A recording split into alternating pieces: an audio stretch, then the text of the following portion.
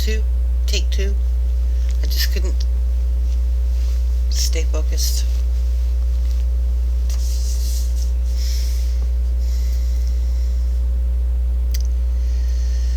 This mind is no mind of conceptual thought, and it is completely detached from form. So Buddhas and sentient beings do not differ at all. If you can only rid yourself of conceptual thought, you will have accomplished everything. But if you students of the way do not rid yourselves of conceptual thought in a flash, even though you strive aeon after aeon, you will never accomplish it. Immersed in the meritorious practices of the three vehicles, you will not be able to attain enlightenment. Nevertheless, the realization of one mind may come after a shorter or a longer period. There are those who, upon hearing this teaching, rid themselves of conceptual thought in a flash. There are others who do this after following through the 10 beliefs, the 10 stages, the 10 activities, and the 10 bestowals of merit. Yet others accomplish it after passing through the 10 stages of a bodhisattva's progress. But whether they transcend conceptual thought by a longer or shorter period, or by a shorter way, the result is a state of being. There is no pious practicing and no action of realizing. That there is nothing that can be attained is not idle talk, it is the truth. Moreover, whether you accomplish your aim in a single flash of thought, or after going through the 10 stages of a bodhisattva's progress, the achievement will be the same. For this state of being admits of no degrees, so the latter method merely entails aeons of unnecessary suffering and toil. The building up of good and evil both involve attachment to form. Those who, being attached to form, do evil have to undergo various incarnations unnecessarily, while those who, being attached to form, do good, subject themselves to toil and privation equally to no purpose. In either case, it is better to achieve sudden self-realization and to grasp the fundamental Dharma. This Dharma is mind, beyond which there is no Dharma. And this mind is the Dharma, beyond which there is no mind. Mind in itself is not mind, yet neither is it no mind. To say that mind is no mind implies something existent. Let there be a silent understanding, and no more. Away with all thinking and explaining. Then we may say that the way of words has been cut off, and movements of the mind eliminated. This mind is the pure Buddha source inherent in all men, all wriggling beings possessed of sentient life, and all the Buddhas and Bodhisattvas are of this one substance, and do not differ. Differences arise from wrong thinking only, and lead to the creation of all kinds of karma. Our original Buddha nature is, in highest truth, devoid of any form, devoid of any atom of objectivity. It is void, omnipresent, silent, pure. It is glorious and mysterious, peaceful joy, and that is all. Enter deeply into it by awakening to it yourself. That which is before you is it, in all of its fullness, utterly complete. There is naught besides. Even if you go through all of the stages of a bodhisattva's progress toward Buddhahood, one by one, when at last in a single flash you attain to full realization, you will only be realizing the Buddha nature which has been with you the all time, the same. And by all the foregoing stages, you will have added to it nothing at all. You will come to look upon those aeons of work and achievements as no better than unreal actions performed in a dream. That is why the Tathagata said, I truly attained nothing from complete, unexcelled enlightenment. Had there been anything attained, Daipankara Buddha would not have been able to make the prophecy concerning me. He also said, this Dharma is absolutely without distinctions, neither high nor low, and its name is Bodhi. It is pure mind, which is the source of everything, and which, whether appearing as sentient beings or as Buddhas, as the rivers and mountains of the world which has form, that as that which is formless, or is penetrating the whole universe, is absolutely without distinction, there being no such entities as selfness and otherness.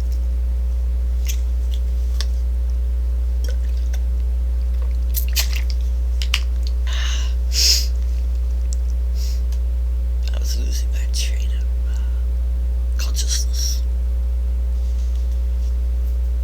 Because that didn't make a lot of sense, but I can't make sense of it. I'm just a student.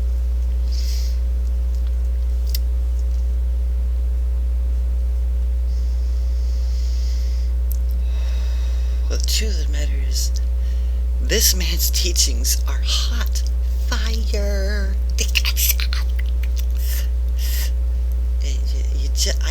You just can't master Huang-Po like you can master Dahui or Yanwu. Huang-Po is you gotta take your time. He's a cognac. You must sip him. You must take him into your upper palate and savor his essence. Oh, Mr. Huang-Po gave me such a headache. Let's continue. Headache of good training. Headache for good training.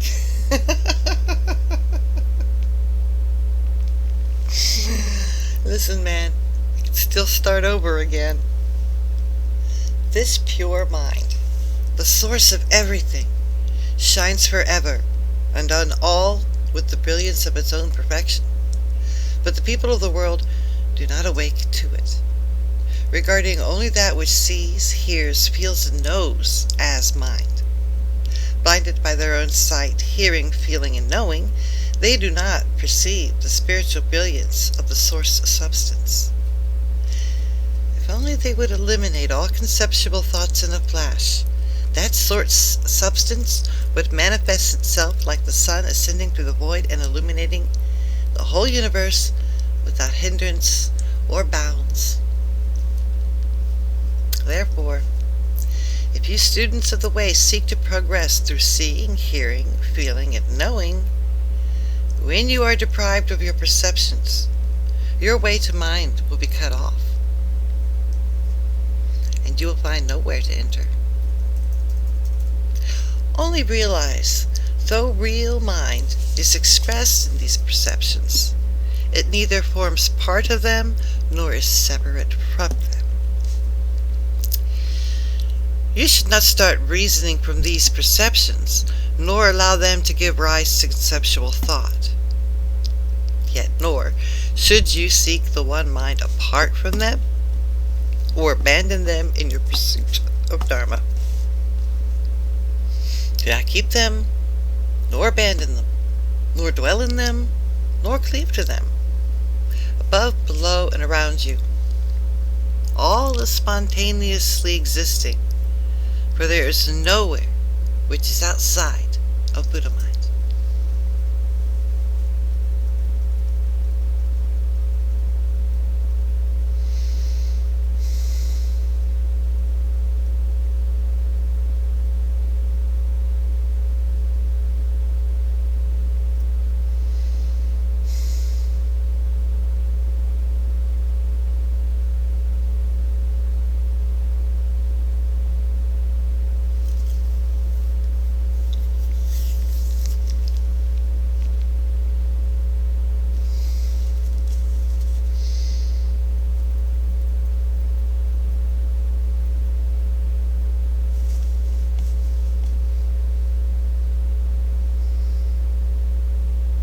When the people of the world hear it said that the Buddhists transmit the doctrine of the mind, they suppose that there is something to be attained or realized apart from the mind, and thereupon they use mind to seek the Dharma, not knowing that mind and the object of their search are one.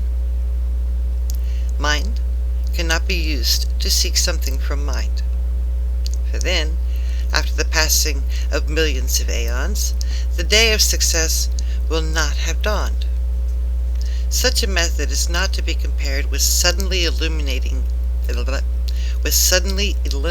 conceptual thought, which is the fundamental Dharma. Suppose a warrior, forgetting that he is already wearing his pearl on his forehead, were to seek for it elsewhere. He would travel the whole world without finding it. But if someone who knew what was wrong were to point it out to him, the warrior would immediately realize that the pearl had been there the whole time.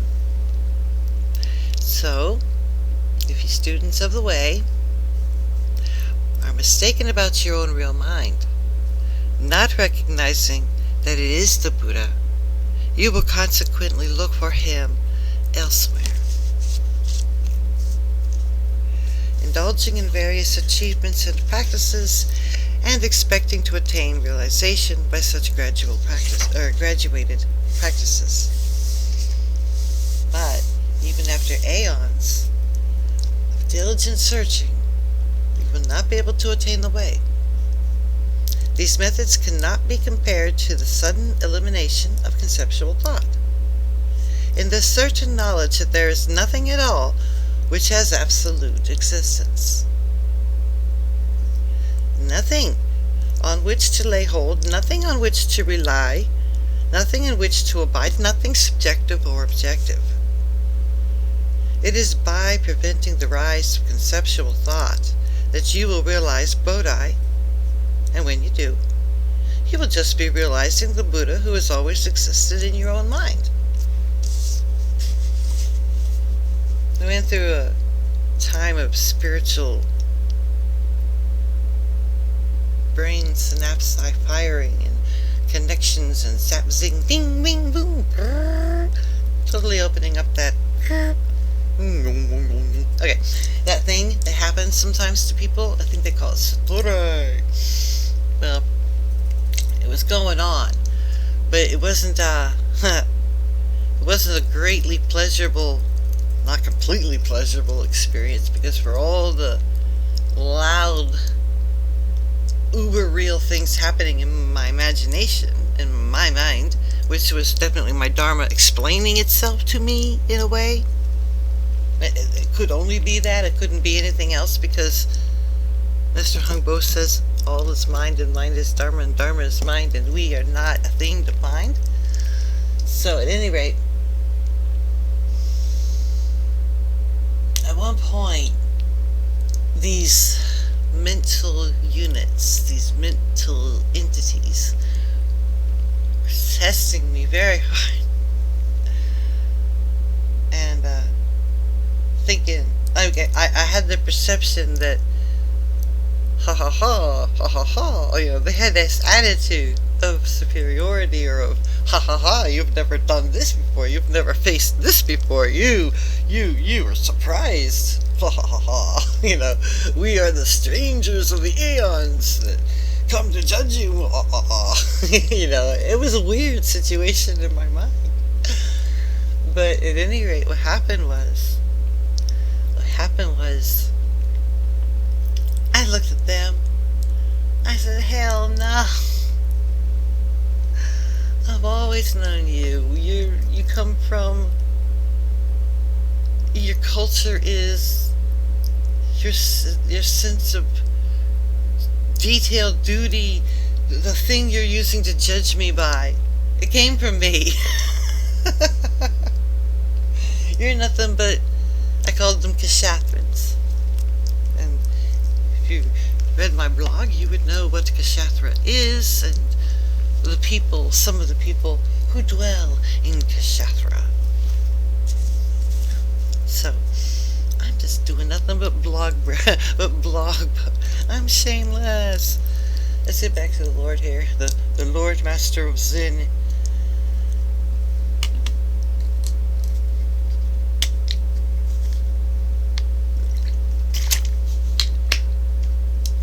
I've heard your shit before. You've always been in. Alright. Needless to say, they lost their overwhelming power to mesmerize my functional ability.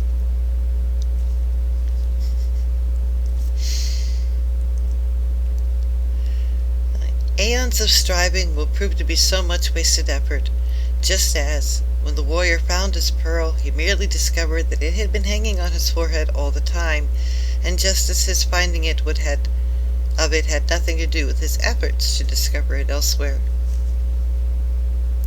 Therefore the Buddha said, I truly attained nothing from complete unexcelled enlightenment. It was for fear that people would not believe this that he drew upon what is seen as the 5 sorts of vision and spoken with the 5 kinds of speech. So, this quotation is by no means empty talk, but expresses the highest truth. Students of the way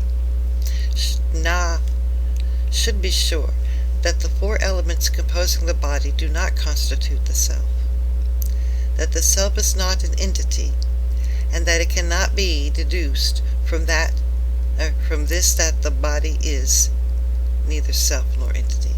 And it cannot be deduced that the body is neither self nor entity. Moreover, the 5 aggregates composing the mind and in the common Moreover, the 5 aggregates composing the mind in the common sense do not constitute either a self or an entity.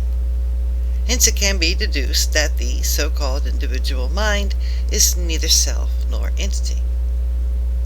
The 6 sense organs, including the brain, which together with their 6 types of perception and the 6 kinds of objects of perception constitute the sensory world, must be understood in the same way. Not a self, not an entity. Now, this little paragraph sounds heavily influenced by the Lankavatara Sutra. Just saying. Those 18 aspects of sense are separately and together void. There is only mind source, limitless in extent and of absolute purity. Number 12. Thus, there is sensual eating and wise eating. When the body composed of the 4 elements suffers the pangs of hunger, and accordingly you provide it with food, but without greed, this is called wise eating. On the other hand, if you gluttonously delight in purity and flavor, you are permitting the distinctions which arise from wrong thinking, merely seeking to glorify the organ of taste without realizing that you have taken enough is called sensual eating. Number 13.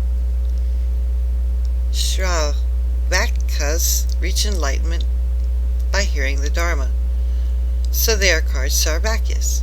Sarvakyas do not comprehend their own mind, but allow concepts to arise from listening to the doctrine. Whether they hear of the existence of Bodhi and Nirvana through supernatural powers, or good fortune, or preaching, they will attain to Buddhahood only after 3 eons of infinitely long duration. All these belong to the way of Shravakyas. So, they are called Sarvakya Buddhas. But to awaken suddenly to the fact that your own mind is the Buddha, that there is nothing to be attained, or a single action to be performed, this is the supreme way. This is really to be as Buddha. It is only to be feared that you students of the way, by the coming into existence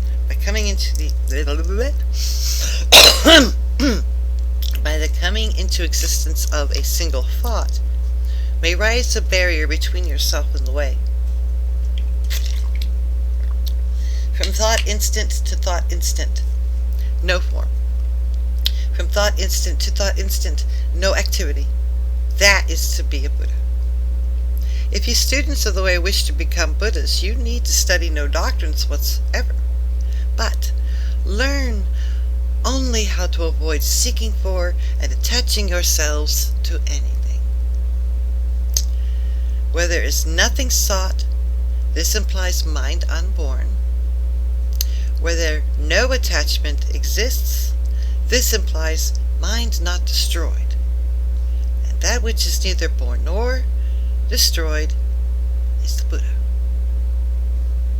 84,000 methods for counting the 84,000 forms of delusion are merely figures of speech for drawing people toward the gate. In fact, none of them have real existence. Relinquishment of everything is the Dharma. And he who understands this is a Buddha. But the relinquishments of all delusions leaves no Dharma on which to lay hold.